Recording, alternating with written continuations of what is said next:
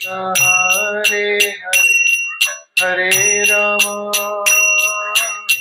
Hare Rama Rama Rama Hare Hare Hare Krishna Hare Krishna Krishna Hare Hare Hare Rama Hare Rama Hare Krishna Krishna Krishna Hare Hare Hare Rama Rama Rama Hare Hare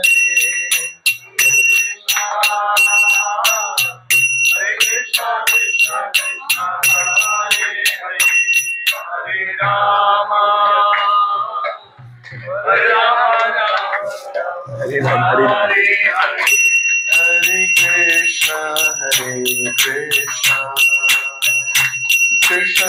Krishna Hare Hare Hare Rama Rama Hare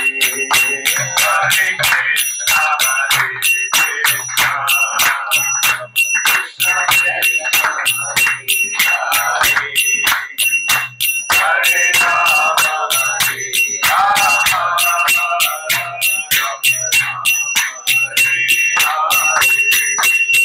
Krishna Hare Krishna Krishna Krishna Hare Hare Hare Rama Rama Hare Hare Hare Krishna Krishna Krishna Hare Hare Hare Rama Rama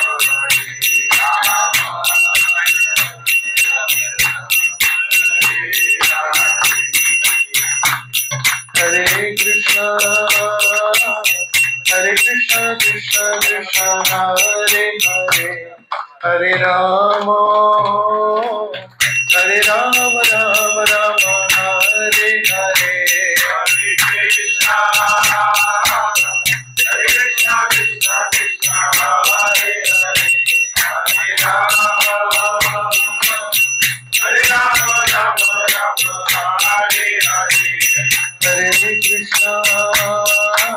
Hare Krishna Krishna Krishna Hare Hare Hare Rama Rama Rama Hare Hare Hare Krishna Krishna Krishna Hare Hare Hare Rama Rama Hare Hare Hare Krishna Krishna Krishna Hare Hare Hare Rama Rama Hare Hare Hare Krishna Krishna Krishna Hare Hare Hare Rama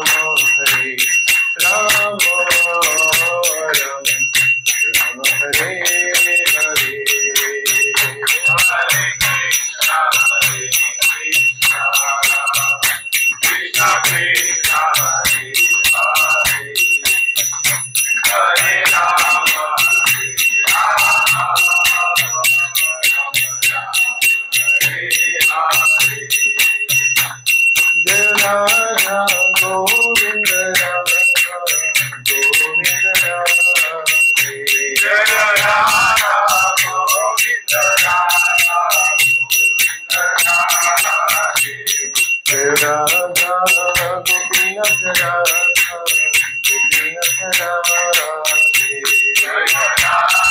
Gopinath Radha Jai Gaurika Gaurika Gaurika Jai Gaurika Jai Gaurika Gaurika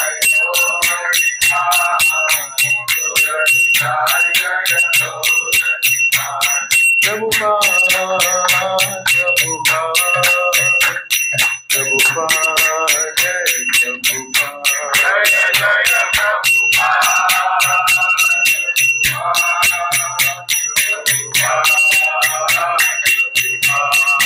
बोल हरि बोल हरि बोल हरि बोल हरि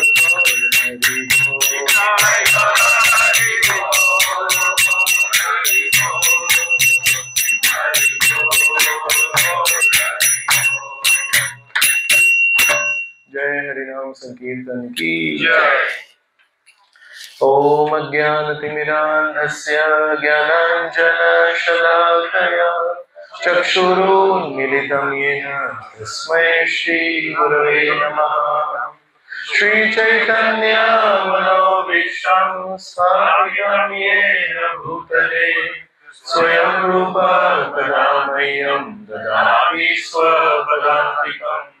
वन्देऽहं श्रीगुरो श्रीयुतपदकमलम् श्रीगुरून् वैष्णवांश्च श्रीरूपां साग्रजातां सहगणा रघुनाथान्वितं तं सजीवं साद्वैतं सावधूतं परिजनसहितं कृष्ण चैतन्यदेवं श्रीराधा कृष्णपादान् सहगणा ललिता श्रीविशाखान्वितांश्च।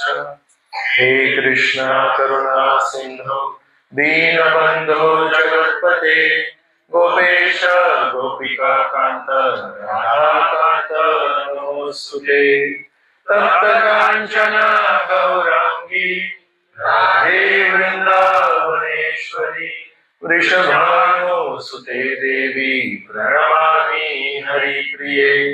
वाञ्छाकल्पतरुभ्यश्च कृपा सिन्धुभ्यैव पतितानां पावनेभ्यो वैष्णवेभ्यो नमो नमः। नमो विष्णुपादाय कृष्णपृष्ठाय भूतले श्रीमते भक्तिवेदान्त स्वामिनिति नामिने। नमस्ते सरस्वती देवी गौरवाणी प्रचारिणे निर्विशेष शून्यवादी पाश्चात्य देशधारिणे। जय श्री कृष्ण चैतन्य प्रभु नित्यानंद श्री अद्वैत गदाधर श्रीवासदि गौरभक्तवृंद। हरे कृष्णा कृष्णा कृष्णा हरे हरे हरे राम राम राम हरे हरे।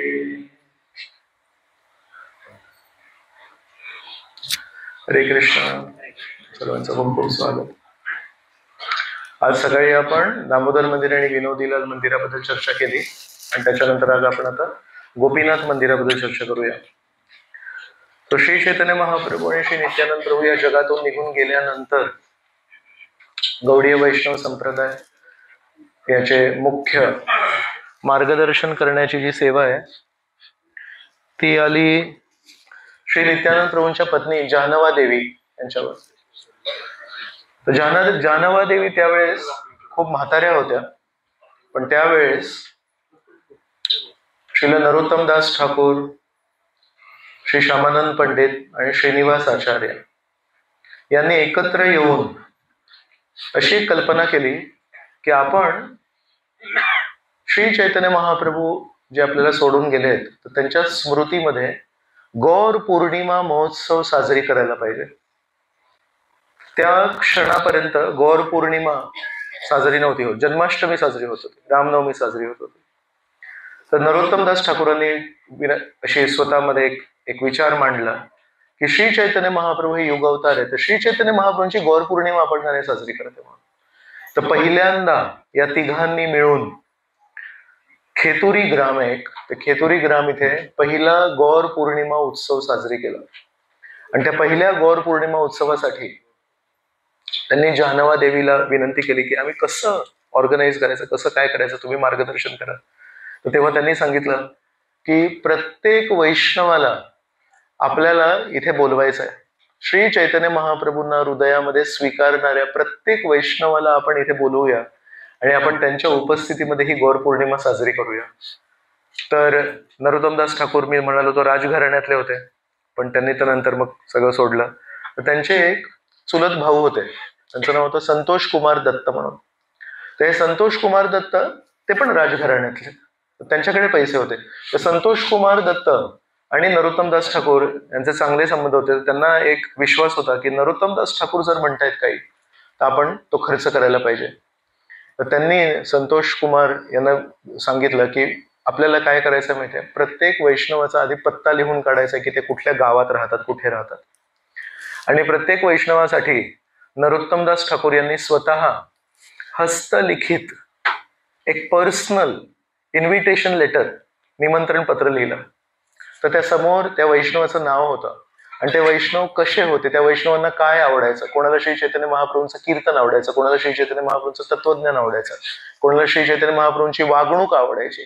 तर त्या वैष्णवाबद्दल त्यांनी विचारपूस केली आणि त्या वैष्णवाला त्याच्या स्वभावानुसार, त्याच्या आवडीनिवडीनुसार स्वतःच्या हातातनी एक पत्र लिहिलं. आणि किती वैष्णव असतील असे बंगालमध्ये, तुम्ही विचार नाही करू शकत की नरोत्तमदास ठाकूर किती संवेदनशील व्यक्ती होते. प्रत्येकाबद्दल माहिती काढून एक एक पत्र लिहून एका वैष्णवाच्या हातामध्ये ते पत्र देऊन त्याला सांगितलं की तू त्या वैष्णवाच्या घरी जा आणि त्यांना सांग की नरोत्तमदास ठाकूर तुम्हाला पहिल्या गौर पौर्णिमा महोत्सवासाठी आमंत्रण देत आहेत म्हणून, आणि असा हात जोडून माझा प्रतिनिधी म्हणून तू जा आणि अशा प्रकारे तू विनंती करायला पाहिजे की त्या व्यक्तीने नाही म्हणता कामा नये. तर असे हजार हजार वैष्णव होते, त्यांच्यासाठी हजार हजार लोकांना, दूतांना यांनी खेतुरीमधून पाठवलं. ते पत्र त्यांनी डिलिव्हर केलं. त्या सगळ्या वैष्णवांनी ज्यांनी ज्यांनी हो म्हटलं, कोणीच नव्हतं जे नाही म्हणाले, पण सगळ्या वैष्णवांसाठी संतोष कुमार दत्त यांनी खेतुरीमध्ये घरं बांधली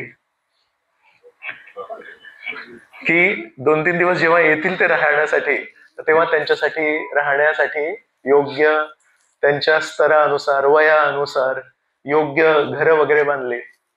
जेव्हा ते सगळे वैष्णव आले तेव्हा त्यांच्या स्वागतासाठी श्रीनिवास आचार्य आणि नरोत्तमदास ठाकूर हे गावाच्या एंट्रन्सला तिथे स्वतः उभे होते आणि प्रत्येक वैष्णवाला त्यांनी स्वतः स्वागत केलं आणि मनापासून त्यांना धन्यवाद म्हणाले की तुम्ही आला तर आता कुठे गौर पौर्णिमा ही छानपणे साजरी होईल. कारण श्री चैतन्य महाप्रभू नेहमी भक्तांना एकत्रित बघण्यामध्ये आनंदित व्हायचे. संकीर्तन.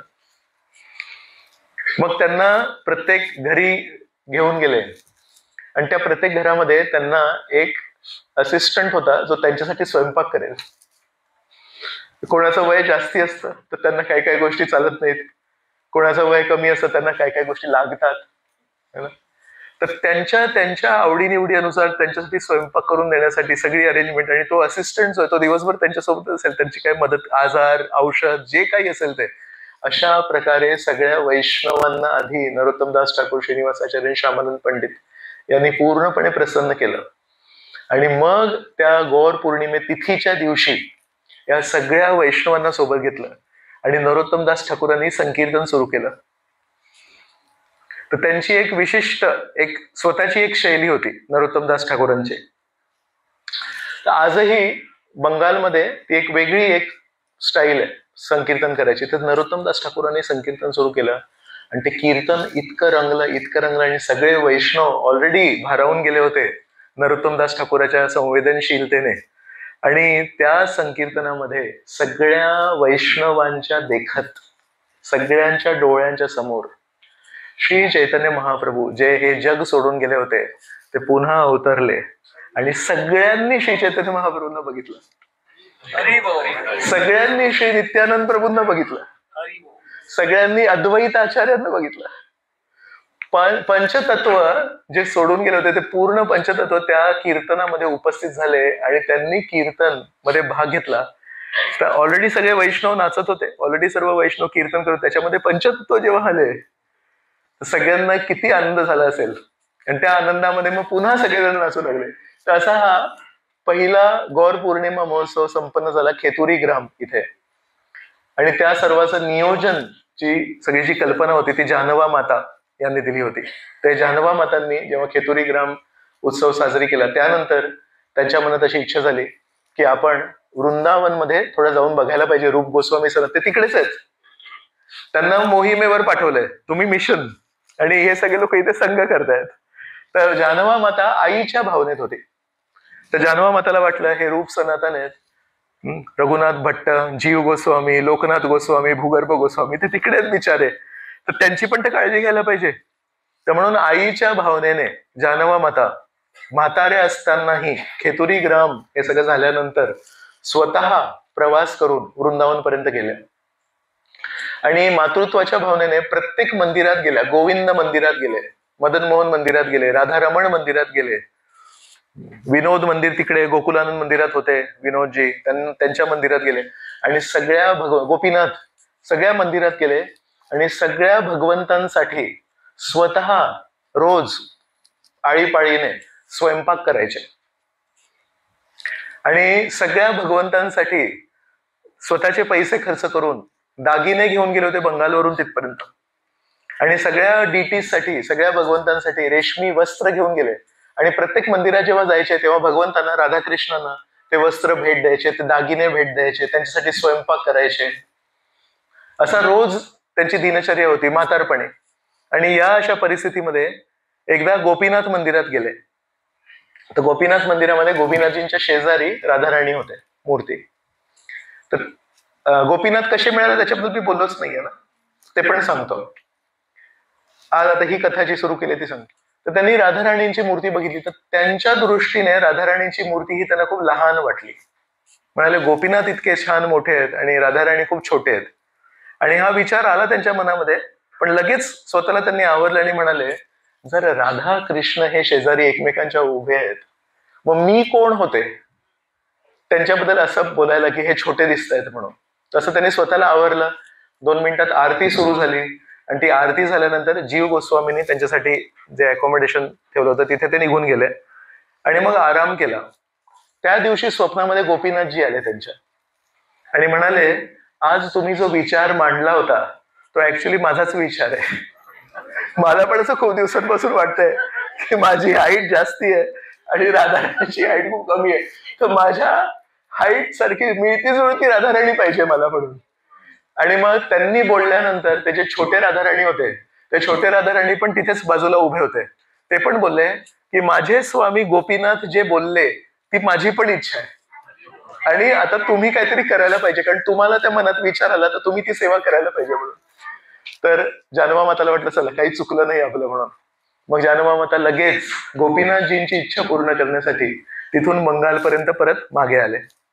तर जेव्हा आपण कलकत्त्यावरून मायापूरला जातो आपण तर अनेक वेळा बसनी जातो, पण ट्रेननी जर गेलो तर एक खडदहा म्हणून एक स्टेशन येतं मध्ये, तर ते खडदहा स्टेशनला राहायचे. आज पण आपण जर तिथे गेलो तर नित्यानंद प्रभूंच्या वंशातल्या लोकांचं तिथे मंदिर आहे, गौरनिताय मंदिर आहे.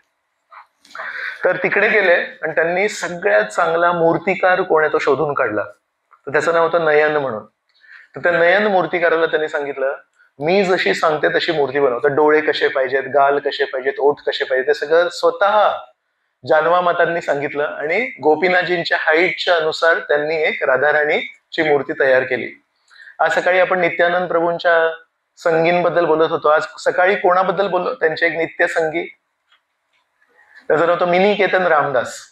तर हे मिनिकेतन रामदास असे श्री नित्यानंद प्रभूंचे 8 जवळचे एकदम संगी होते. त्यामधले एक होते मिनिकेतन रामदास, एक होते परमेश्वर दास ठाकूर म्हणून.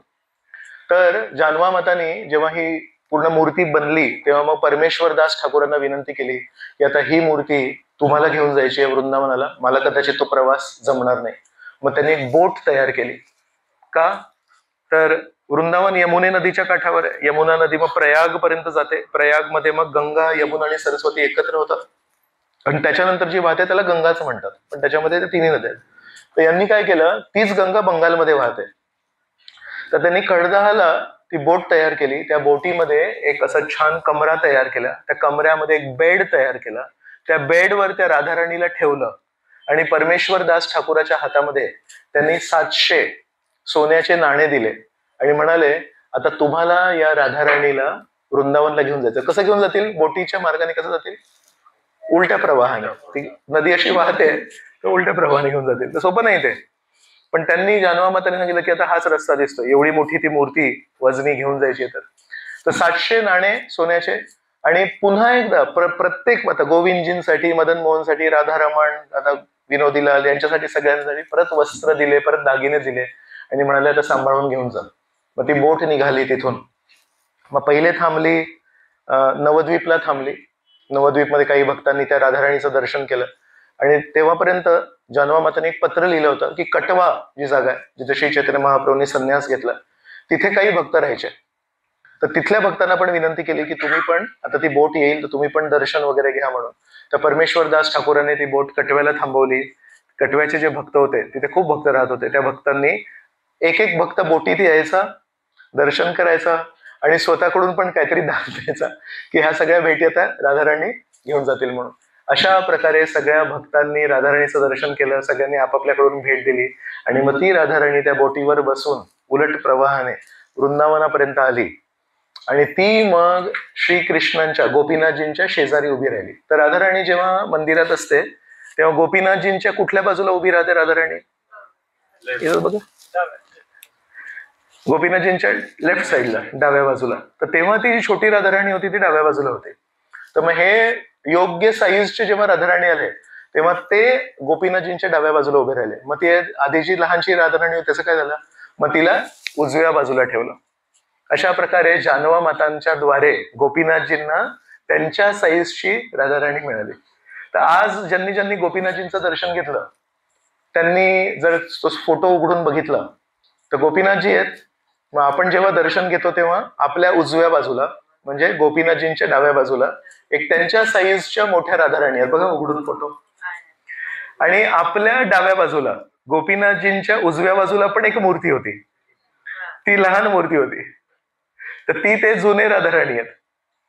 तर जानवा माता आहेत हे कृष्ण लीलेमधले अनंग मंजरी आहेत. अनंग मंजरी म्हणजे राधाराणीची छोटी बहीण. तर अनंग मंजरी आहेत. तर हे जेव्हा छोटे राधाराणी जेव्हा गोपीनाथजींच्या उजव्या बाजूला ठेवले, मग जेव्हा जानवा माता या जगातून निघून गेले तेव्हा म्हणतात त्या छोट्या मूर्तीमध्ये त्यांनी प्रवेश केला. तर ती जी मूर्ती आहे ती जुनी मूर्ती आहे राधाराणींची, पण आज ती मूर्ती मानली जाते जानवा माताची किंवा अनंग मंजरी राधाराणीची छोटी बहीण. तशा प्रकारे ही गोपीनाथजींच्या राधाराणीची ही स्टोरी आहे. आणि गोपीनाथ कसे आले तर मदन मोहन, गोविंदजी आणि गोपीनाथ हे तीन मूर्ती आपण काल उत्तरा देवींनी त्यांना ओळखलं याच्याबद्दल चर्चा केली. आणि काळाच्या इफेक्टमुळे या सगळ्या मूर्ती लुप्त झाल्या होत्या. तर मग गोपीनाथजींची पण मूर्ती ही लुप्त झाली होती. तर गोपीनाथ म्हणजे गोपिकांसोबत रास नृत्य करणारे. तर ते कुठे सापडतील? रास नृत्य वृंदावनमध्ये कुठे झालं होतं? वंशी वट. तर वृंदावनामध्ये आज पण ते वटवृक्षाचं झाड आहे आणि तिथे त्या वृक्षाच्या खाली श्रीकृष्णाने उभं राहून वंशी वाजवली होती आणि सर्व गोपिकांना बोलवलं होतं. तर ते वंशी वट आहे, तिथे गोपीनाथजी लोक म्हणायचे की इथे कुठेतरी सापडतील म्हणून. तर एक परमानंद भट्टाचार्य म्हणून एक भक्त होते. तर ते परमानंद भट्टाचार्य त्या एरियामध्ये शोधत होते. तर याच्या 2-3 थोडे छोटे छोटे व्हेरिएशन्स आहेत. एकदा म्हणतात की तिथे यमुने नदीचा पूर आला आणि त्या यमुने नदीचा पूर इतका भयंकर आला की ते वटवृक्ष जे आहे ते पण मुळासकट असं वाहून जायला लागलं. तर तेवढ्यात परमानंद भट्टाचार्य हे म्हणाले की हे तर वंशीवट आहे, हे श्रीकृष्णांचं वंशीवट आहे. तर त्यांनी एक काम केलं, ते वृक्षाला तर वाचवू नाही शकत पण त्याची त्यांनी फांदी तोडली आणि वडाच्या झाडाची फांदी तोडली आणि परत लावली तर परत वडाचं झाड येतं. तर अशा प्रकारे त्यांनी ते वडाचं झाड लावलं आणि ते जे त्यांनी फांदी लावली ते वडाचं झाड अजूनही आहे. तसं म्हणतात की ते मूळ जे वडाचं झाड होतं ते नाहीये, पण त्याच्या एक फांदीतून आता परमानंद भट्टाचार्य यांनी तिथे नवीन वटवृक्ष लावला. आणि ते करताना ते जे नवीन वटवृक्ष आलं त्याच्या शेजारी त्यांना ही गोपीनाथजींची मूर्ती सापडली. कधी म्हणतात की नदीमध्ये त्या प्रवाहामध्ये एकदा पोहताना परमानंद भट्टाचार्य यांना ती मूर्ती सापडली. कधी काही व्रजवासी म्हणतात परमानंद भट्टाचार्यांना स्वीकार नाही करत, ते म्हणतात मधुपंडित गोस्वामींना डायरेक्टली ती मूर्ती मिळाली. पण जे काही श्रवण केलंय त्या श्रवणामध्ये असं सांगितलं की परमानंद भट्टाचार्यांना ती मूर्ती मिळाली आणि त्यांनी ती मधुपंडित गोस्वामी यांना सुपूर्त केली. मधुपंडित गोस्वामी हे गदाधर पंडित यांचे शिष्य होते. तर अशा प्रकारे मधुपंडित गोस्वामींना ती मूर्ती मिळाली. नंतर ते त्यांची सेवा करत होते आणि मग नंतर ही जानवा माताची ती स्टोरी झाली. एक जीव गोस्वामींबद्दल आपण चर्चा करत होतो, तर त्यांच्याबद्दल काही स्टोरीज आहेत की जीव गोस्वामी जेव्हा लहान होते तेव्हा रामकेलीमध्ये रूप आणि सनातन गोस्वामी जेव्हा श्री चैतन्य महाप्रभूंना भेटले तेव्हा एका लहान बालकाच्या रूपात होते. कधी म्हणतात की ते त्यांच्या वडिलांसोबत होते, कधी म्हणतात की त्यांची आई त्यांना कडेवर घेऊन होती आणि तेव्हा त्यांनी श्री चैतन्य महाप्रभूंना बघितलं होतं आणि तेव्हापासून त्यांना श्री चैतन्य महाप्रभूंबद्दल आकर्षण होतं. मग नंतर जेव्हा मोठे झाले तेव्हा भगवंतांबद्दल आकर्षण होतं. त्यांच्याकडे कृष्ण आणि बलरामच्या छोट्या मूर्त्या होत्या आणि ते कृष्ण आणि बलरामच्या मूर्त्या त्यांचं सर्वस्व होते. तर खेळताना कृष्ण बलराम सोबत खेळायचे. त्यांना कधी वाईट वाटायचं तर त्यांना मनोगत व्यक्त करायचंय तर कृष्ण आणि बलरामला एकांतात कुठेतरी घेऊन जायचे आणि त्या मूर्त्यांशी बोलायचे की मला असं का वाटतंय, मला असं काय झालंय. तर त्यांचा कोणी मित्र नाही आणि त्यांची कोणी मैत्रीण नाही, ते फक्त कृष्ण आणि बलरामशीच बोलायचे. त्यांना स्वतः काहीतरी खाऊ घालायचे, त्यांना झोपी घालायचे. जेव्हा स्वतः झोपायचे तेव्हा कधी कधी त्या कृष्ण आणि बलरामला आपल्या छातीला लावायचे. अशा प्रकारे कृष्ण आणि बलराम प्रति त्यांना विशेष आकर्षण होतं. पण मनामध्ये त्यांना ते दृश्य आठवायचं की श्री चैतन्य महाप्रभू एक सुवर्ण कांतीचे संन्यासी आले होते आणि माझे 2 काका रूप आणि सनातनचे एवढे मोठे मिनिस्टर होते, ते त्यांना त्यांच्या मार्गाला धरण्यासाठी इथलं सगळं त्यांचं राज्य वगैरे सोडून निघून गेले. ते एक त्यांना काकांबद्दल पण आकर्षण होतं, काकांनी जे केलं त्याच्याबद्दल आकर्षण होतं, कृष्ण बलराम ते आकर्षण होतं. तर त्यांनी विचारपूस केली तेव्हा लक्षात आलं की हे श्री चैतन्य महाप्रभू नवद्वीपला राहायचे आणि नवद्वीपमध्ये खूप संकीर्तन करायचे म्हणून. ते एक दिवशी या भावनेत होते की मला ते संकीर्तन का नाही बघायला मिळालं. ते संकीर्तन वगैरे झालं, आता मी बघू नाही शकत ते संकीर्तन. तर एक दिवशी जेव्हा झोपले तेव्हा रात्री स्वप्नामध्ये पूर्ण नवद्वीप मायापूरचं दृश्य त्यांच्या डोळ्यासमोर उभं राहिलं आणि श्री चैतन्य महाप्रभू त्याच्यामध्ये संकीर्तन करत होते. श्रीवास पंडित संकीर्तन, अद्वैत आचार्य होते, मुरारी गुप्ता, हे सगळे नवद्वीप मायापूरचे जे भक्त आहेत ते सगळे त्या संकीर्तनामध्ये होते. आणि ते दृश्य बघून जीव गोस्वामींना किती आनंद झाला आणि त्या आनंदामध्ये थोडे जागे झाले ते. आणि जागे झाले बघतात अरे मी तर इकडे आहे, मी त्या संकीर्तनात नाहीये. परत त्यांना रडू आलं की मी त्या संकीर्तनात का नाहीये आणि परत झोपी गेले. परत जेव्हा झोपी गेले तेव्हा कृष्ण बलराम, त्यांचे जे कृष्ण बलराम मूर्ती होते ते त्या स्वप्नात दिसले त्यांना आणि 2 क्षणांनी ते कृष्ण आणि बलराम आहे ते श्री चैतन्य महाप्रभू आणि नित्यानंद प्रभूंमध्ये परिवर्तित झाले. आणि श्री चैतन्य महाप्रभूंनी त्यांना जवळ बोलवलं आणि स्वप्नामध्ये त्यांच्या डोक्यावर त्यांनी आपले पाय ठेवले, चरण ठेवले आणि म्हणाले आजपासून मी तुला श्री नित्यानंद प्रभूंची प्रॉपर्टी म्हणून त्यांच्या हवाले करतोय. आणि शेजारी श्री नित्यानंद प्रभू होते. नित्यानंद प्रभूंनी सांगितलं आजपासून मी तुला आज्ञा देतोय की तू नेहमी श्री चैतन्य महाप्रभूंची सेवा करायची. अशा प्रकारे जीव गोस्वामींचं तो स्वप्न संपलं आणि मग जागे झाले आणि नंतर मोठे झाले. त्यांना काकांबद्दल खूप प्रेम आहे, ते जाणण्यासाठी नवद्वीपला गेले. मग सकाळी मी वर्णन केलं कशा प्रकारे नित्यानंद प्रभूंनी त्यांना पहिली नवद्वीप मंडल परिक्रमा केली. मग त्यानंतर त्यांनी म्हटलं की मी थोडं चैतन्य महाप्रभूंचं दर्शन करू का. तर मला नाही करायचं, तो वाराणसीला जा आणि मधुसूदन वाचस्पती यांच्याकडून तू आधी सगळे शास्त्र शिक. सर्व शास्त्र शिकले, सर्व तत्व शिकले आणि तिथून मग वृंदावनात गेले. वृंदावनामध्ये एवढे मोठे पंडित आहेत, पण रूप गोस्वामी ऍक्च्युली त्यांनी सनातन गोस्वामींना विनंती केली की मला तुमचं शिष्य बनायचंय. पण सनातन गोस्वामी पण स्वतः खूप नम्र होते. सनातन गोस्वामी म्हणाले मी मी मी काही तुला दीक्षा देणार नाही, पण हे रूप गोस्वामी खूप चांगले आहेत, तुम्ही रूप गोस्वामींची शरण घ्या. आणि रूप गोस्वामीची शरण घेण्यासाठी रूप गोस्वामी काही एवढ्या सहजासहजी त्यांना देणार नाही. मग त्यांना काय सेवा दिली आज सकाळी मी वर्णन केलं. काय सेवा दिली होती त्यांना, सगळ्या आरती प्लेट साफ करायची, रूप गोस्वामींच्या पायांना मसाज करायचे जीव गोस्वामी. आणि रूप गोस्वामी हे लेखक है ना, कालपासून आपण वर्णन करतोय, पुस्तकं लिहायचे. तर आज पुस्तक लिहिण्यासाठी काय करायला लागतं, पेपर पेन लागतो. आणि 500 वर्षापूर्वी पुस्तक लिहिण्यासाठी काय लागेल, तर ते पानं जे आहेत ते झाडांच्या पानापासून ऍक्च्युली तयार करायला लागतात. तर ते तोडायचे आणि कसे तोडायचे त्या पानाला, त्याच्यामध्ये फटी नाही पडायला पाहिजे ना, बरोबर एक आकाराचं ते अख्खं पान असायला पाहिजे, त्याला वाळत घालायला लागतं. आणि जास्ती ऊन लागलं तर पूर्ण ते खराब होणार आणि जर ओलं राहिलं तर त्याच्यावर नीट लिहू नाही शकत. तर ते बरोबर कोरडं व्हायला पाहिजे, बरोबर ऊन त्याच्यावर पडायला पाहिजे, ना कमी ना जास्ती. आपण आजकाल कसं आहे ओव्हन वगैरे मध्ये टेम्परेचर सेट करू शकतो, उन्हाचं टेम्परेचर सेट नाही करता येत, त्याच्यावर नेहमी पारख ठेवायला लागते. आणि त्या तशा पानांवर जर आपल्याला लिहायचं असेल तर कसं लिहायचं, एक अशी एक लेखणी असायची, त्याला समोर टोक असायचं. त्या टोकाने हलक्या प्रमाणात ऍक्च्युली कोरीव काम करायला लागायचं. असं पकडायचं त्याला आणि थोडस त्याला असं प्रेस करायचं, तसं ते टोचून टोचून लिहायला लागायचं.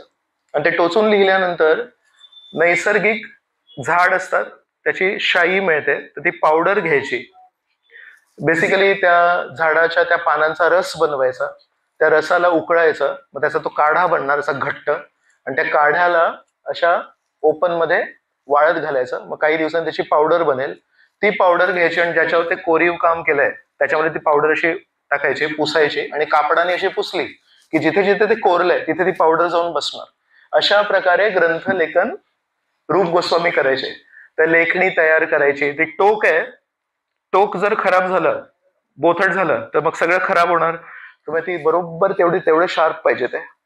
तर ते कोण करणार? जीव गोस्वामी. ते पानं कोण रेडी करणार? जीव गोस्वामी. ती शाई कोण रेडी करणार? जीव गोस्वामी. रूप गोस्वामींना मसाज कोण करणार? जीव गोस्वामी. भगवंतांच्या प्लेट कोण धुणार? जीव गोस्वामी. आणि हे जीव गोस्वामी वाराणसीमध्ये राहून सगळ्यात मोठे विद्वान होऊन हे सगळं करतायत. हे सगळं झालं. मग आता एक दिवशी वृंदावनामध्ये अशी सगळी सेवा करत असताना एक रूप नारायण म्हणून खूप मोठे दिग्विजयी पंडित आले. आज जर कुठल्या खेळांमध्ये ग्लॅमर असेल तर कुठल्या खेळांमध्ये ग्लॅमर आहे? क्रिकेट आणि काही प्रमाणात फुटबॉल, आंतरराष्ट्रीय स्तरामध्ये फुटबॉल. त्यावेळेस 500 वर्षापूर्वी वादविवाद स्पर्धेमध्ये ग्लॅमर होतं. कोण किती वादविवाद करेल. तर हे रूप नारायण म्हणून एक दिग्विजयी पंडित होते. दिग्विजयी पंडित म्हणजे ते त्यांचं हेच काम आहे. एका गावातून दुसऱ्या गावात जायचं आणि म्हणायचं, मी खूप मोठा विद्वान पंडित आहे, माझ्या सोबत वादविवाद करायला रेडी आहे का कोणी? जर तिथले कोणी लोकल पंडित आले तर शास्त्रांवर आधारित, असंच नाही, प्रत्येक गोष्टीसाठी तुम्हाला एक कोटेशन द्यायला लागेल की गीतेमध्ये असं लिहिलंय, पद्मपुराणात असं लिहिलंय, त्याच्यावर आधारित तुम्हाला तुमचे विषय मांडायचे. आणि जो जिंकला तो विजयी झाला, आणि जो हरला एक त्याचं विजय पत्र असायचं, आणि त्या विजय पत्रावर सही करून द्यायचे की मी हरलो म्हणून, आणि ते विजय पत्र घेऊन तो माणूस दुसऱ्या शहरात जाणार. अशा प्रकारे हा रूप नारायण म्हणून एक दिग्विजयी पंडित होता. तो वृंदावनात आला. तर त्याने विचारलं, इथे सगळ्यात मोठे साधू कोण? तर म्हणाले, सनातन गोस्वामी. सनातन गोस्वामींकडे म्हणाले, मी दिग्विजयी पंडित आहे आणि मला तुमच्याशी वादविवाद करायचा आहे. तुम्ही दिग्विजयी पंडित, मी साधारण अडाणी माणूस, माझ्यासोबत काय तुम्ही वादविवाद करणार? तर म्हणाले, मग लिहून दे. तर विजय पत्रावर सनातन गोस्वामींनी सही केली, मी हरलो म्हणून. वादविवाद झालाच नाही. मग रूप गोस्वामींकडे गेले, म्हणाले, मला तुमच्याशी वादविवाद करायचा आहे. ते म्हणाले, कशासाठी? मला तर काहीच येत नाही. मग ते म्हणाले, सही करून द्या. सही करून दिली. सनातन गोस्वामी आणि रूप गोस्वामींनी 2 क्षणांमध्ये सही केली, आम्ही रूप नारायण पासून हरलोय. त्याला वाटलं, हे रूप आणि सनातन सगळे व्रजवासी म्हणतात की हे सगळ्यात मोठे साधू आहेत, सगळ्यात मोठे विद्वान आहेत, मोठे मोठे पुस्तकं लिहित आहेत, यांनी कसं काय असं केलं? पण तो म्हणाला, चला आपलं काम सोपं झालं, आता बाकीच्या ठिकाणी मी दाखवीन रूप आणि सनातनना हरवलंय म्हणून. तर तुम्ही बाहेर पडत होता तेवढ्यात त्याला कोणीतरी सांगितलं, यांचा एक शिष्य आहे जीव गोस्वामी, त्यांच्याशी भेट पडली का तुझी? त्यांची गाठ पडली का? तो म्हणतो, नाही, असं काही कोणी काय बोललं नाही मला, मी एकदा बोलून घे त्याच्याशी पण. रूप गोस्वामींना, जीव गोस्वामींना त्यांनी शोधलं आणि म्हणाले, इकडे. मग काय? तुझे गुरु रूप गोस्वामी आणि सनातन गोस्वामी, त्यांना मी वादविवादात हरवलंय. तो मनातल्या मनात जीव गोस्वामी म्हणतात, नाव नीट घ्या आधी त्यांचं. रूप गोस्वामी आणि सनातन गोस्वामींचं नाव घेण्याची पण तुझी कॅपॅसिटी नाहीये. रूप आणि सनातन हे नम्र आहेत. रूप आणि सनातन नवाब हुसेन शाह यांनी या 2 हिंदू लोकांना त्यांची बुद्धी बघून, त्यांची क्षमता बघून जबरदस्ती मुसलमान राज्यामध्ये मिनिस्टर बनवलं होतं. का? यांच्यासारखे हुशार या पूर्ण प्रदेशात कोणी नाहीये. आणि जर ते नाही म्हणाले तर त्यांना म्हटलं होतं, जर तुम्ही नाही म्हणाले तर या सर्व गावांना मी जाळून टाकीन, सगळे मंदिरं, सगळे गायी, सगळे ब्राह्मण, सगळ्या लोकांना जाळून टाकीन, आणि त्याचं कत्तल जो होईल तो तुमच्या नाही बोलण्यामुळे होईल. या प्रेशरमध्ये, या दबावामध्ये अमर आणि संतोष या 2 भावांना त्यांनी अर्थमंत्री आणि गृहमंत्री बनवलं होतं. हे सगळ्यात मोठे 2 पद आहेत. आणि हा रूप नारायण म्हणतोय की यांना अक्कल नाहीये म्हणून. तो म्हणाले, एक मिनिट, आपण थोडीशी चर्चा करूया. यमुने नदीच्या काठावर जीव गोस्वामी आणि रूप नारायण यांची वादविवादाची स्पर्धा झाली. 7 दिवस ही स्पर्धा झाली आणि जीव गोस्वामींनी पूर्णपणे रूप नारायणला समाप्त करून टाकलं. रूप नारायण त्या गावातून पळून गेला, त्याने तोंड पण नाही कोणाला. ही बातमी कोणीतरी जाऊन रूप गोस्वामींना सांगितली. रूप गोस्वामींनी जीव गोस्वामींना बोलवलं आणि काय चालू आहे सध्या, काय चालू आहे त्यांची सेवा जीव गोस्वामींची, सगळी नम्र है ना. तू मोठा विद्वान आहेस पण आधी नम्र हो, विद्या विनयेन शोभते. त्यामुळे तू काय केलंस. म्हणजे गुरु महाराज तो मूर्ख माणूस सगळ्यांना सांगत होता की तुम्हाला आणि सनातन गोस्वामींना त्यांनी वादविवाद, आणि मला पूर्णपणे माहिती आहे की तुम्ही वादविवाद करणार पण नाही म्हणून, पण तो सगळ्यांना सांगतोय तर तुमच्या नावाला कमी तो दाखवत होता, तर ते मला सहन होत नव्हतं म्हणून मी असं केलं. रूप गोस्वामी म्हणाले तुला वादविवाद करायला वेळ कुठून मिळाला, तुला वादविवाद करायला वेळ मिळाला म्हणजे तुला वादविवाद करण्यामध्ये इंटरेस्ट आहे. म्हणाले वृंदावन ही जी जागा आहे ही सेवा करण्याची जागा आहे, इथे सेवा करायला वेळ कमी पडतोय आणि तुला वादविवाद करायला वेळ कुठे.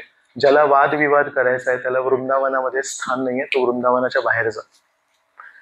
जीव गोस्वामींनी एक शब्द काही बोलले नाही की गुरु महाराज तुमच्यासाठी केलं एकतर आणि तुम्ही मलाच चुकीचं ठरवताय, काहीही नाही बोलले. चुपचाप वृंदावनाच्या बाउंड्रीच्या बाहेर मथुरेत गेले आणि मथुरेमध्ये एक कठोर तपस्वी जीवन जगत होते. सनातन गोस्वामी हे नेहमी फिरत असायचे. तर कोणीतरी सनातन गोस्वामीने सांगितलं की ते जीव गोस्वामी जे आहेत ते काही खात नाहीयेत, ते पीत नाहीत, अगदी असे हडकुळे झालेत, तर बघा थोडंसं भेटा त्यांना. तर सनातन गोस्वामी जीव गोस्वामीने जाऊन भेटले, त्यांना माहितीच नाही हे सगळं झालंय म्हणून. तर त्यांना विचारलं काय, म्हणे नाही माझ्याकडून चूक झाली तर म्हणून मी पश्चाताप करतोय. तर सनातन गोस्वामी मोठे भाऊ आहेत रूप गोस्वामींचे. तर रूप गोस्वामींकडे गेले आणि म्हणाले रूप गोस्वामी, सनातन श्री चैतन्य महाप्रभूंनी ज्या काही शिकवणी दिल्या आहेत त्या सर्व शिकवणींना आपण 3 तत्वांमध्ये ऑर्गनाइज करू शकतो. तर कुठले 3 तत्व आहेत ते. तर म्हणाले पहिलं तत्व श्री चैतन्य महाप्रभूंनी सांगितलं की नामे रुची, हरिनामाप्रती आपण रुची निर्माण करायला पाहिजे. बरोबर आहे. दुसरं कुठलं आहे, म्हणाले वैष्णव सेवा की वैष्णवांची सेवा करायला पाहिजे. आणि मग तिसरं काय आहे तर म्हणाले जीवे दया, की साधारण जीव मात्र आहे त्यांना आपण दया करायला पाहिजे. मग सनातन गोस्वामी म्हणतात श्री चैतन्य महाप्रभूंनी जीवे दया शिकवलं पण तुम्ही जीव दया करताय का. मग रूप गोस्वामींना लक्षात आलं की हे जीव गोस्वामींवर दया करतायत का असं मला विचारतायत म्हणून. तर सनातन गोस्वामी पण बोलता बोलता कसे बोलतायत, एकदम हुशारीने बोलतायत, डायरेक्टली नाही बोलले की तुम्ही चुकले. तर कसे ते वैष्णव कसे बोलतायत, ते त्यांना स्वतः जाणीव करून दिली की जीव दयाचं तत्व तुम्ही पालन करतायत का. मोठे भाऊ होते, सांगू शकत होते असं नाही करायचं, त्या शिष्याला तू चुकीचं केलं त्याला घेऊ नये म्हणून. नाही, त्यांना ते पटलं का पण अशा प्रकारे त्यांना समजावून सांगितलं. मग तेव्हा ते म्हणाले की हो कदाचित मी खूप टोकाची भूमिका घेतली. मग स्वतः रूप गोस्वामी गेले आणि जीव गोस्वामींना म्हटलं ठीक आहे, जो काही पश्चाताप झाला, जी काही शिक्षा झाली ती झाली, आता तू परत ये म्हणून. तेव्हा तो जो काळ होता तेव्हा रूप गोस्वामी भक्ती रसामृत सिंधू लिहित होते. त्यामध्ये त्यांनी एक श्लोक लिहिला, भुक्ती मुक्ती स्पृहा यावत हृदि वर्तते तावत भक्ती सुखस्य अत्र कथम अभ्युदयो भवेत. तर या श्लोकाचं भाषांतर आहे भुक्ती, भुक्ती म्हणजे भोगेच्छा, सर्व इंद्रियांना तृप्त करण्याची इच्छा, आणि मुक्ती, मुक्ती म्हणजे मला या जगाशी काही घेणं देणं नाही, मला कोणाशी काही घेणं देणं नाही, मला तर सर्वच बंधनातून मुक्त करा. तर रूप गोस्वामीने लिहिलं भुक्ती मुक्ती स्पृहा या 2 गोष्टींची इच्छा यावत हृदि वर्तते, जेव्हापर्यंत एका भक्ताच्या हृदयात आहे, तावत भक्ती सुखस्य, तेव्हापर्यंत मनामध्ये भक्तीची भावना कथम अभ्युदयो भवेत, तेव्हापर्यंत भक्तीची भावना कशी काय तिथे उमलू शकते. त्यामध्ये रूप गोस्वामींना म्हणायचं होतं की स्वार्थी भोग करण्याची जी इच्छा आहे ती सेवा भावनेच्या विरुद्ध आहे. आणि जेव्हा एखादा जीवात्मा या जगामध्ये खूप भोग करण्याचा प्रयत्न करतो आणि भोग करण्याचा प्रयत्नामध्ये निष्फळ ठरतो आणि त्याला लक्षात येतं मी कितीही प्रयत्न केले तरी मी 3 नियमांमध्ये नेहमी बनलेलो आहे, 3 प्रकारचे क्लेश माझ्यावर आहेत, मी किती इच्छा करू दे पण माझ्या कर्मांमध्ये जे लिहिलंय तेच मला मिळणार. मग तो सगळ्यात मोठी भोग करण्याची इच्छा करतो. ती काय करतो, मला परमेश्वराच्या अस्तित्वामध्ये आता एक व्हायचंय. आणि परमेश्वराच्या ज्या इच्छा आहेत त्या तर नेहमी पूर्ण होतात. तर परमेश्वरानं जेव्हा भोग करायचा असतो ते इच्छा पूर्ण होतात, तर मी माझं अस्तित्व परमेश्वराच्या अस्तित्वामध्ये एक करीन, सायुज्य मुक्ती, आणि त्याद्वारे मी भोग करीन. तर म्हणून रूप गोस्वामींनी म्हटलं भुक्ती आणि मुक्ती ह्या दोन्ही इच्छा खूप स्वार्थी इच्छा आहेत. पण केवळ सेवा करण्याची जी इच्छा आहे ती फक्त निस्वार्थी इच्छा आहे.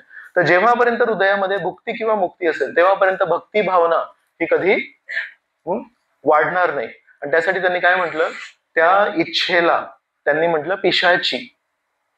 पिशाचीला मराठी भाषेमध्ये जर आपण भाषांतरित केलं तर तो शब्द होतो चेटकीण. तर म्हणतात भुक्ती मुक्ती स्पृहा ही चेटकीण सारखी आहे, ती हृदयामध्ये असल्यापर्यंत भक्ती भावना कशी येईल म्हणून. तर रूप गोस्वामींनी हे भक्ती रसामृत सिंधू मध्ये लिहिलं होतं. आणि त्यावेळेस वल्लभाचार्य हे खूप मोठे प्रचारक आहेत आणि वल्लभाचार्य हे श्री चैतन्य महाप्रभूंपेक्षा त्यांचं वय जास्ती होतं. तर जरी काही मुद्द्यांवर श्री चैतन्य महाप्रभू आणि वल्लभाचार्यांचं पटलं नाही, पण श्री चैतन्य महाप्रभू नेहमी वल्लभाचार्यांसमोर आदराने वागायचे. आणि श्री चैतन्य महाप्रभूंचे शिष्य रूप गोस्वामी आणि त्यांच्या आश्रमामध्ये आज वल्लभाचार्य आले. तर ते पुस्तक जे लिहित आहेत भक्ती मार्गाचं पुस्तक आहे, भक्ती रसामृत सिंधू. तर रूप गोस्वामींनी वल्लभाचार्यांना सांगितलं की मी हे पुस्तक लिहितोय, थोडंसं बघा, तुम्ही काही चुकलं असेल तर सांगा. आदराने त्यांनी सांगितलं. आणि लगेच वल्लभाचार्यांनी ते पुस्तक हातात घेतलं आणि थोडे पानं चाळले आणि हा जो श्लोक होता तो बघितला. आणि तो म्हणाले इथे शब्द लिहिलाय पिशाची, चेटकीण. तर म्हणाले चेटकीण कसं काय म्हणू शकता तुम्ही? तर म्हणाले हा श्लोक चेंज करायला पाहिजे, चेटकीण नाही म्हणायला पाहिजे, खूप एकदम कठोर शब्द तुम्ही वापरलाय म्हणून. तेव्हा जेव्हा वल्लभाचार्यांनी रूप गोस्वामींना हे सांगितलं तेव्हा जीव गोस्वामी त्यांना पंखा करत होते, सेवक होते ना, तेव्हा त्यांनी ते ऐकलं. मग त्यांना वाटलं की थोडंसं आपण मदत करायला पाहिजे, यांना कळत नाही. आणि रूप गोस्वामींनी एक शब्द नाही बोलले, म्हणाले बरोबर आहे तुमचं, मी ते बदल करतो म्हणून. मग नंतर वल्लभाचार्य त्या आश्रमातून निघून गेले. मग दुसऱ्या दिवशी यमुनेमध्ये स्नान करायला जात होते तेव्हा जीव गोस्वामी म्हणाले मला तुमच्याशी काहीतरी बोलायचंय म्हणून. म्हणजे काय? तर म्हणे काल तुम्ही ते आले होते रूप गोस्वामींकडे. म्हणे हो.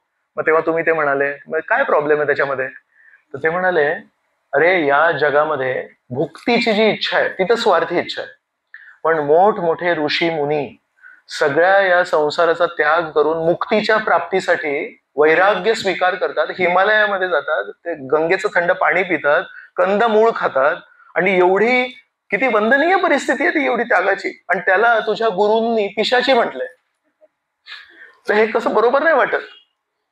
तर तेव्हा जीव गोस्वामींनी सांगितलं की तुम्हीच विचार करा की जेव्हापर्यंत भक्ताच्या हृदयामध्ये स्वार्थ आहे तेव्हापर्यंत तो परमेश्वराच्या स्वार्थाबद्दल विचार करू शकतो का? भक्ती मार्ग म्हणजे काय? आत्मेंद्रिय प्रीतिवांच्या तारे बोली काम, कृष्णेंद्रिय प्रीतिवांच्या धरे प्रेम नाम. जेव्हा आपण स्वतःच्या इंद्रियांना पूर्ण करण्यासाठी काम करतो त्याला म्हणतात कामवासना. आणि कृष्णेंद्रिय प्रीती इच्छा धरे प्रेम नाम. आणि जेव्हा आपण कृष्णांच्या इंद्रियांना पूर्ण करण्यासाठी त्यांना काय आवडतं, त्यांना बघायला काय आवडतं, त्यांना खायला काय आवडतं, त्यांना ओढायला काय आवडतं, त्यांच्या दृष्टीने जेव्हा जीवन जगायला शिकतो त्याला म्हणतात प्रेम. तर शुद्ध प्रेम आणि काम यामध्ये अंतर काय आहे? दोघंही प्रयत्नशील आहेत, पण एक व्यक्ती प्रयत्नशील आहे स्वतःच्या इच्छा पूर्ण करण्यासाठी आणि एक व्यक्ती प्रयत्नशील आहे श्रीकृष्णाची इच्छा पूर्ण करण्यासाठी. ते म्हणाले जेव्हापर्यंत आपण कण मात्रही स्वतःच्या इच्छांना पूर्ण करण्यासाठी आहोत तेव्हापर्यंत भक्ती पूर्णपणे आपल्या हृदयामध्ये कशी येऊ शकते? तर जेव्हापर्यंत आपल्या मनात स्वार्थ आहे तेव्हापर्यंत आपण योग्य भावनेने कधी वागू नाही शकत. तर ती जी स्वार्थाची भावना आहे ती कधी कधी आपल्याकडून काय काय निर्लज्ज गोष्टी पण करून घेते. तर एक दुसरा एक श्लोक आहे रूप गोस्वामीने त्यांच्या काय त्याचं ना पद्यावली म्हणून एक पुस्तक आहे, त्या पद्यावलीमध्ये त्यांनी सर्व श्लोकांचा संग्रह केलाय. तर त्याच्यामध्ये म्हणतात कामादीनाम कतीन कतिधा पालिता दुर्निदेशास तेषाम जाता मयी न करुणा न त्रपा न उपशांती. म्हणतात काम ह्याच्या स्वतःच्या स्वार्थी इच्छा त्यांनी माझ्याकडून काय काय करून घेतलंय. न त्रपा म्हणजे लाज लज्जा माझी सोडून दिली. मी स्वार्थासाठी अशा प्रकारे वागलोय की आज मी जेव्हा विचार करतोय की मी त्यावेळेस असं वागलो होतं तर मला लाज वाटते. न करुणा, माझ्यावर दयाने आली. तर म्हणतात कधी कोणाला सेवकाला आपण सेवा दिली आणि त्या सेवकाने ती सेवा जर खूप छान केली तर आपल्याला नंतर वाटतं ना की तू आराम कर म्हणून. तर म्हणतात पण हे काम नावाचा जो स्वामी आहे जेवढी आपण त्याची सेवा करतो तेवढा तो अजून आपल्याला काम लादत जातो. सो न करुणा न त्रपा न उपशांती. समजा एका स्वामींनी आपल्या मालकांनी आपल्याला काम दिलं आणि ते काम आपण केलं तर ते काम झाल्यानंतर दुसरं काम येईपर्यंत तरी तो मालक शांत बसतो. तर हे वैष्णव आचार्य आहेत ते म्हणतात की हा काम नावाचा जो स्वामी आहे हा सगळ्यांना सेवा देतो, हा निर्लज्ज कार्य करून घेतो, त्याला कधी शाबासकी देत नाही आणि त्याची कधी उपशांती पण होत नाही. मग दुसऱ्या ओळीत म्हणतात, उत्सृज्ययितान अथ यदुपते सांप्रताम लब्ध बुद्धीस आयात शरणम त्वाम नियुंक्षस्व आत्मदास्य. म्हणतात पण आता मला बुद्धी लागली आहे आणि आता यदुपती श्रीकृष्णांची मी शरण घेतली आहे. आता हे श्रीकृष्ण, मी आतापर्यंत काम यांचा दास होतो, आता तुम्ही तुमच्या दासत्वामध्ये मला स्थान द्या, तरच मी कामावर विजय प्राप्त करीन म्हणून. तर हे उदाहरण जीव गोस्वामी वल्लभाचार्यांना देतात आणि म्हणतात जेव्हापर्यंत स्वार्थी इच्छा आहे तेव्हापर्यंत निर्लज्ज गोष्टी करून घेतात ना, तर ऍक्च्युली भूताटकी जेव्हा होते माणसाला, तेव्हा त्या माणसाला कळत नाही की मी काय बोलतोय, काय करतोय आणि कसं करतोय. आणि नंतर त्याला जर कोणी सांगितलं की तू असं बोलत, त्याला अरे बापरे मी असं बोललो का. तर म्हणून एका अर्थाने भूताटकी झालेल्या व्यक्तीला काय म्हणतात, चेटकिणीचा त्याच्यावर काहीतरी प्रभाव झालाय. तर ती चेटकीने जे बोलले रूप गोस्वामी, ते त्या मुक्तीला नाही बोलले. तुम्ही काय म्हणाले, मुक्ती किती वंदनीय आहे, मुक्तीसाठी परिश्रम किती वंदनीय आहे. ते म्हणतात भुक्ती आणि मुक्तीची जी इच्छा आहे की मला मुक्ती पाहिजे, त्या इच्छेला त्यांनी चेटकीन म्हटलंय, मुक्ती वंदनीय आहे. तर हे जेव्हा वल्लभाचार्यांनी ऐकलं तेव्हा वल्लभाचार्य म्हणाले, ऍक्च्युली मी तो श्लोक जेव्हा वाचला त्यामध्ये पिशाची हा शब्द जो वापरला, चेटकीन वाला, त्याच्याने असं इतका मला ते प्रभाव झाला, इतकं मला ते लागलं की मला ते लक्षातच नाही आलं की रूप गोस्वामींनी ती चेटकीण हा शब्द स्पृहाला म्हटलंय, त्यांनी मुक्तीला नाही म्हटलंय. आणि वल्लभाचार्याला जे वाईट वाटलं त्यावेळेला की मुक्तीला तुझे गुरु चेटकीण कसं म्हणू शकतात, एवढे मोठे ऋषीमुनी जातात मुक्ती प्राप्तीसाठी. मग वल्लभाचार्यांना लक्षात आलं की माझ्याकडून चुकलं. तर ते म्हणाले मी जाऊन सांगतो ते रूप गोस्वामींना. मग दुसऱ्या दिवशी वल्लभाचार्य रूप गोस्वामींकडे गेले आणि म्हणाले माझ्याकडून चूक झाली, ते पिशाची हा जो शब्द आहे तुम्ही स्पृहाला वापरला होता, मला वाटलं ते मुक्तीला वापरला होता. आणि म्हणून मी म्हटलं ऍक्च्युली तुमचा जो श्लोक आहे तो परफेक्ट आहे, जेव्हापर्यंत स्वार्थ असेल तेव्हापर्यंत भक्ती नाही करू शकत. म्हणून रूप गोस्वामींना कुठेतरी काहीतरी एक गंध आला. त्या दिवशी जीव गोस्वामी करत होते आणि यांनी स्वतः मांडलेला विचार आता ते परत घेत आहे. म्हणजे तुम्ही कोणाला भेटलात का, म्हणजे तुमचा तो शिष्य आहे ना, तो काल पंखा देत होता, कसला हुशार आहे तो, त्याने मला शास्त्रातून उदाहरणं दिले आणि मला 2 क्षणांमध्ये मी चुकलो होतो ते कळलं मला. तर ऍक्च्युली तुमचा तो शिष्य आहे, खूप मोठा संन्यासी बनणार आहे आणि खूप मोठा आचार्य बनणार आहे, त्यांना शास्त्रांवर खूप पकड आहे, एकदम विद्वान आहे तो. रूप गोस्वामी ऐकून घेतला सगळं. मग हे गेले, त्यानंतर जीव गोस्वामींना बोलवलं, तू वल्लभाचार्यांना भेटलास का. तर म्हणाला हो. म्हणजे तू का भेटलास त्यांना. नाही, त्यांना असं वाटलं की तुम्ही चूक केली आहे, पण तुम्ही नाही चूक केली आहे, तर त्यांना मी समजावून सांगितलं मी फक्त. म्हणाले श्री चैतन्य महाप्रभू वल्लभाचार्यांना वरिष्ठ मानायचे, मी त्यांचा शिष्य आहे म्हणून त्यांना मी आदर दिला आणि त्यांच्या हातामध्ये माझं पुस्तक दिलं आणि म्हणाले काय चूक आहे ते सांगा, मी त्यांना एवढा आदर देतोय आणि तू माझ्यापेक्षा मोठा झालास, त्यांना जाऊन तू समजावलंस म्हणून. पुन्हा एकदा जीव गोस्वामींनी एक शब्द नाही बोलले आणि त्यांना सांगितलंय की तू इथून निघून जा. पुन्हा एकदा नंद घाट म्हणून एक जागा आहे वृंदावन परिसरामध्ये, यावेळेस वृंदावनाच्या बाहेर जायला नाही सांगितलं, पण म्हणाले तू इथे नाही राहू शकत. तर मग नंदघाटमध्ये गेले आणि नंदघाटमध्ये यमुना नदी मध्ये कधी कधी मगरी राहतात. तर मगरी जेव्हा बाहेर येतात तेव्हा अशा छोट्याशा छिद्रात राहतात. तर असं 2 किंवा 3 फुटाच्या उंचीचं ते छिद्र असतं जिथे मगर राहते. तर जीव गोस्वामींनी तसं एक छिद्र शोधून काढलं नंदघाटला आणि त्या छिद्रामध्ये कसे बसे आतमध्ये जाऊन बसले आणि म्हणाले मी आता इथेच राहणार. त्यांनी भिक्षा मागायची पण सोडून दिली. तर गावातले लोक कधी कधी तिथून जायचे तेव्हा त्यांना हरिनाम ऐकू यायचं जोर जोरात. त्या हरिनाम ऐकून कधी गावातले लोक तिथे यायचे आणि असे वाकून बघायचे, तर आतमध्ये जीव गोस्वामी असे कमी जागा होती तिथे बसलेले असायचे. त्यांची पाठ पण जेव्हा त्यांना मग नंतर तो प्रसंग आल्यावर बोलतो तसे एकदम वाकून बसायचे. तर कधी कधी कोणी गावकरी मंडळी तिथे जेव्हा यायचे गायींना चारण्यासाठी जेव्हा यायचे तेव्हा त्यांना हरिनाम ऐकू यायचं. मग तिथे यायचे, मग ते म्हणायचे साधू महाराज तुम्हाला काही खायला देऊ का. ते म्हणाले नाही मी हरिनाम करतोय. मग त्यांना लक्षात यायचं की हे काही खाणार नाहीयेत. मग त्यांना कधीतरी गव्हाचं पीठ द्यायचे. मग जीव गोस्वामी थोडंसं यमुनेचं पाणी घ्यायचे, त्या गव्हाला मिक्स करायचे आणि त्याचं थोडंसं काय म्हणणं त्याला कणिकीसारखं बनवायचे आणि त्याला तसं कच्चं खायचे. अशा प्रकारे एकदम क्षीण झाले, तपस्वी झाले. तेव्हा पुन्हा काही व्रजवासींनी सनातन गोस्वामींना सांगितलं की इथे जीव गोस्वामी दिसत आहेत ते आणि ते बाहेर पण येत नाहीत. सनातन गोस्वामी स्वतः त्या छिद्राच्या आतमध्ये गेले आणि जीव गोस्वामी इतके दुर्बळ झाले होते की त्यांना बाहेर पण येता येत नव्हतं. स्वतःच्या हातांनी जीव गोस्वामींना त्यांनी कसं बसं बाहेर काढलं आणि जेव्हा बाहेर काढलं तेव्हा बाहेर आल्यानंतर त्यांची पाठ अशी ऑलमोस्ट परमनंट वाकली होती, त्यांना सरळ पण होता येत नव्हतं. अशा प्रकारे त्यांची ती कडक तपस्या बघून परत सनातन गोस्वामींना खूप वाईट वाटलं आणि सनातन गोस्वामींनी यावेळेस पुन्हा एकदा रूप गोस्वामींना विनंती केली की तुम्ही अशा प्रकारच्या कडक शिक्षा तुमच्या शिष्याला देऊ नका. तर जर जीव गोस्वामींनी हा सगळा प्रसंग केलाय, आपल्या गुरूंना त्यांनी जे काही केलंय कार्य ते रूप कविराज, रूप नारायण जे होते त्यांना ते लक्षात येत नव्हतं म्हणून सांगितलं. तर त्यांनी चुकीची धारणा घेतली होती त्यांच्या गुरूंबद्दल, रूप गोस्वामी आणि सनातन गोस्वामी म्हणून केलं. आणि आता पण रूप गोस्वामींनी जे योग्य शब्दांमध्ये योग्य तत्व लिहिलंय ते कसं योग्य हे समजा त्यांनी स्वतःच काही सांगितलंच नाहीये.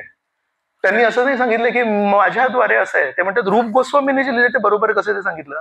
तर त्यांनी दोन्ही वेळेस आपल्या गुरूंचा मान कमी नाही व्हायला पाहिजे म्हणून त्यांनी केलं. श्री चैतन्य महाप्रभू नेहमी म्हणतात त्रिणादपि सुनीचेन तरोरपि सहिष्णुना अमानीन मान देन कीर्तनीय सदाहरी. पण श्री चैतन्य महाप्रभू जे नेहमी वारंवार हे बोलतात, त्यांच्या उपस्थितीमध्ये जेव्हा माधाई याने जेव्हा नित्यानंद प्रभूंना मारलं आणि त्यांचं रक्त काढलं तेव्हा त्या श्री चैतन्य महाप्रभूंनी त्रिणादपि सुनीचेन केलं का? तेव्हा त्यांनी सुदर्शन चक्र काढला आणि म्हणलं आत्ताच्या आत्ता तुला ठार मारेन म्हणून. मग त्यांनी शरण घेतली. मग म्हणाले माझी शरण घेऊन फायदा नाही, नित्यानंद प्रभूंची शरण घेऊन. नित्यानंद प्रभूंची शरण घेतली तेव्हा नित्यानंद प्रभू म्हणाले जर मी आजपर्यंत काहीही भक्ती केली असेल तर त्या भक्तीचं श्रेय या माधाईला द्या. तर ही प्रार्थना ऐकून श्री चैतन्य महाप्रभू म्हणाले नित्यानंद प्रभू काय आहे ते, त्यांना ठार मारणार होता हा व्यक्ती आणि त्याला म्हणतात की माझ्या भक्तीचं श्रेय त्यांना द्या. तेव्हा कुठे जगाई आणि मदाईला त्यांनी माफ केलं. तर जेव्हा स्वतःवर काही होतं तेव्हा आपण नेहमी त्रिणादपि सुनिश्चय करायला पाहिजे. पण आपल्या देखत कोणावर जर होतं तर श्री चैतन्य महाप्रभूंनी चक्र काढलं. तर जीव गोस्वामी म्हणतायत माझ्याबद्दल कोणी काय बोलत असेल तर मला काही प्रॉब्लेम नाहीये, पण गुरूंबद्दल बोलतायत आणि गुरूंची अवहेलना कशी सहन करायची मी. तर याच्यामध्ये जीव गोस्वामींचं कुठे चुकलं. तर ज्यांना खोल तत्व माहिती नाहीये, कधी कधी वैष्णव सिद्धांतामध्ये जे पारंगत नाहीये त्यांना असं कधी कधी चुकीने वाटतं. खरोखर जीव गोस्वामींना गर्व होता की ते खूप मोठे पंडित होते आणि त्या गर्वाला श्रील रूप गोस्वामींनी डिटेक्ट केलं, ओळखलं आणि त्या गर्वाला नाश करण्यासाठी रूप गोस्वामींनी शिक्षा दिली. पण रूप गोस्वामींनी हे सगळे जे दोन प्रसंग घडवून आणले ते कशासाठी घडवून आणले? त्यांना दाखवायचं होतं की हे जे जीव गोस्वामी आहेत हे फक्त बोलण्यामध्ये पंडित नाही आहेत, हे खरोखर पंडित आहेत की गुरूंसमोर आपण किती नम्रतेने राहायला पाहिजे हे कसं शिकवणं. कुठले गुरु जर त्यांना असं हे शिकवायचं आहे की गुरूंसमोर नम्रतेने कसं राहायला पाहिजे, कसं स्वतः एक तर नम्र राहणार आणि दुसरं म्हणजे कुठल्या तरी एका विश्वासू शिष्याला सगळ्यांसमोर त्यांना शुद्धीकरण करणार. पण ते एवढा विश्वासू शिष्य आहे तो की सगळ्यांसमोर जेव्हा त्याला शुद्धीकरण करणार तेव्हा तो सगळ्यांसमोर परत उलट उत्तर देणार नाही याचा विश्वास असेल त्याला शुद्धीकरण करणार. कोणालाही शुद्धीकरण करण्याची हिंमत नसते गुरूंना, पण कारण काही बोलले आणि उलट उत्तर आलं तर. म्हणून रूप गोस्वामींना शिष्याचं गुरूंप्रती काय नातं असायला पाहिजे हे सिद्धांत स्थापित करण्यासाठी त्यांनी जीव गोस्वामींना एक माध्यम म्हणून वापरलं. मराठीमध्ये एक म्हणे मुली बोले लेकी बोले सुने लागे, है ना. तर सुनेला काहीतरी सांगायचं असतं तर ती आई आपल्या मुलीला सांगते पण त्याच्याद्वारे जोरजोरात बोलते अगं असं करायला असतं, तर ती सून ऐकत असे ना. तर लेकी बोले सुने लागे, तर ते लेकीला बोलतात. ऍक्च्युली लेकीला सगळं माहिती आहे पण लेकीला का बोलतात कारण लेकीवर विश्वास असतो की ती उलट उत्तर नाही देणार. सुनेला सांगितलं तर सून कधी कधी उलट उत्तर देऊ शकते. तर गुरूंसाठी त्यांचा तो विश्वासू शिष्य असतो, त्या विश्वासू शिष्याद्वारे ते इतर शिष्यांना शिकवण देतात. म्हणून रूप गोस्वामींनी पण स्वतःच्या आचरणामध्ये नम्रता कशी दाखवली की त्यांच्याकडे जेव्हा वल्लभाचार्य आले आणि वल्लभाचार्य म्हणतायत की हे चुकलं, रूप गोस्वामींनी पण हे नाही म्हटलं की नाही कसं काय चुकलं सांगा मला. त्यांनी तो शिष्टाचार दाखवला की माझ्यासाठी गुरूंचे गुरु आहेत, परम गुरु आहे. श्री चैतन्य महाप्रभू पण त्यांना गुरु म्हणायचे. तर जर ते कोणी काय बोलतायत योग्य आहे की अयोग्य आहे ते सगळं बाजूला, सगळ्यात पहिली गोष्ट आहे ऐकून घ्यायला पाहिजे. तिथेच जर आपण वादविवाद केला तर सगळं आपलं पांडित्य पाण्यात गेलं. म्हणून रूप गोस्वामींनी आदर्श शिष्टाचार दाखवला.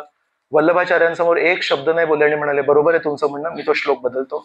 वल्लभाचार्यांनी पण कसं आदर्श व्यक्तिमत्व दाखवलं. वल्लभाचार्यांना तो एक छोटासा मुलगा जीव म्हणतोय की हे असं आहे, हे असं आहे, हे असं आहे. त्यांनी पण काही गर्व न करता पटकन बोललं बरोबर आहे तुझं म्हणणं आणि माझी चूक झाली, त्या पिशाची शब्दाने मी प्रभावित झालो पण तुझं म्हणणं बरोबर आहे. वल्लभाचार्यांनी एक आदर्श वैष्णवाची भूमिका केली की त्यांनी पण त्यांची चूक मान्य केली. रूप गोस्वामींनी आदर्श वैष्णवाची भूमिका केली की ते म्हणाले की हो माझा चुकलं, तो श्लोक बदलतो. आणि जीव गोस्वामींनी पण एक आदर्श शिष्याची भूमिका केली की स्वतःबद्दल कोणी काय बोललं तर आपण स्वीकार करायला पाहिजे, पण आपल्या गुरूंबद्दल जर कोणी काही चुकीचं बोलत असेल तर आपण पटकन त्याला उत्तर द्यायला पाहिजे. तर अशा प्रकारे 3 श्रेष्ठ वैष्णव सिद्धांत हे या घटनांद्वारे रूप गोस्वामींना आपल्याला शिकवायचे होते, म्हणून रूप गोस्वामींनी जीव गोस्वामींना त्या पद्धतीमध्ये वापरलं. आणि अशा प्रकारे एवढं सगळं जे त्यांचं पवित्र झाले जेव्हा, तेव्हा मग रूप गोस्वामींनी एक दिवशी ती मूर्ती, दामोदरींची मूर्ती आहे, ती जीव गोस्वामींना भेट स्वरूपात दिली. आणि त्या मूर्तीला जीव गोस्वामी स्वतः भोग अर्पण करायचे आणि ते भोग दामोदरजी जीव गोस्वामींच्या देखत तोंडामध्ये टाकून खायचे आणि स्वतः दामोदरजींना ते झोपी घालायचे, तर दामोदरजी झोपी जायचे. कधी बासुरी वाजायचे, तर मी आज सकाळी वर्णन केलं कशा प्रकारे दुसऱ्या कमऱ्यात आले, जीव गोस्वामींनी बघितलं की तिथे बासुरी वाजवायचे.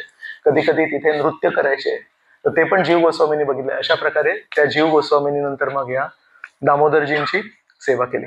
तर त्या आपण दामोदर मंदिरात गेलो, विनोदीलाल मंदिरात गेलो, गोपीनाथ मंदिरात गेलो. अशा प्रकारे या 4 मंदिरांची कथा इथे समाप्त होते. खूप खूप धन्यवाद. हरे कृष्ण. आणि उद्या आपण पुष्कर जाणार आहोत, त्याबद्दल मी 2 मिनिटं बोलतो. पुढच्या कार्यक्रमाला आपण पुढे जाण्यापेक्षा